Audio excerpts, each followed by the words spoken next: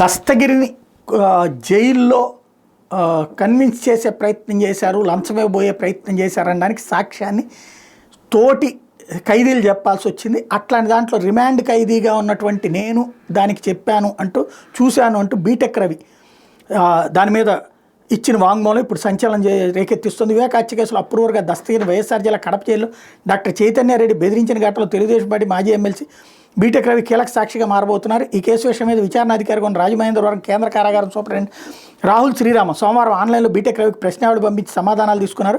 దస్తగిరి బ్యారక్లోకి చైతన్యరెడ్డి వెళ్ళడం కళ్ళారా చూశారని బీటెక్ రవి వివరించారు.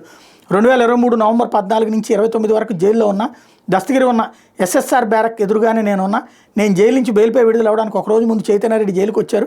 2023 నవంబర్ 28 దస్తగిరి ఉన్న బ్యారక్లోకి చైతన్యరెడ్డి వెళ్ళారు. వివేక కేసులో అప్రూవర్గా ఉన్న వ్యక్తి వద్దకు నిందితుడు దేవిరెడ్డి శివశంకరెడ్డి కుమారుడు చైతన్యరెడ్డి వెళ్ళడం మంచి పద్ధతి కాదని ఆ రోజే జైలు అధికారులకు చెప్పాను. జైలు అధికారులు నా మాట పట్టించుకోలేదని బీటెక్ రవి విచారణాధికారికి వివరించారు. దస్తగిరి బ్యారక్లోకి వెళ్ళి చైతన్యరెడ్డి వెళ్ళి చాలాసేపు ఉన్నారు. లోపల వారిద్దరి మధ్య ఏం జరిగిందో నాకు తెలియదు. అక్కడ ఉన్న సీసీటీవీ ఫుటేజ్ పరిశీలిస్తే తెలుస్తుంది. ఫుటేజీని అందుబాటులో లేకుండా చేయడం పలు అనుమానాలకు తావిస్తుంది. చైతన్యరెడ్డి వచ్చి వెళ్ళిన తర్వాత దస్తగిరి వద్దకు ఎవరిని వెళ్ళనివ్వలేదు.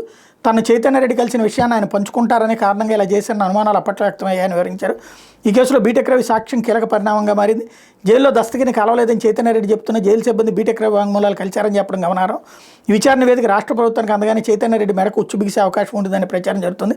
దస్తగిరి జైల్లో ఉన్న సమయంలో విమానాశ్రయంలో పోలీసులు బెదిరించారు. బీటెక్ రవిపై అక్రమ కేసు పెట్టి అప్పటి వైకాపా ప్రభుత్వం జైలుకు పంపింది అన్నట్టు వార్తని హైలైట్ చేశారు.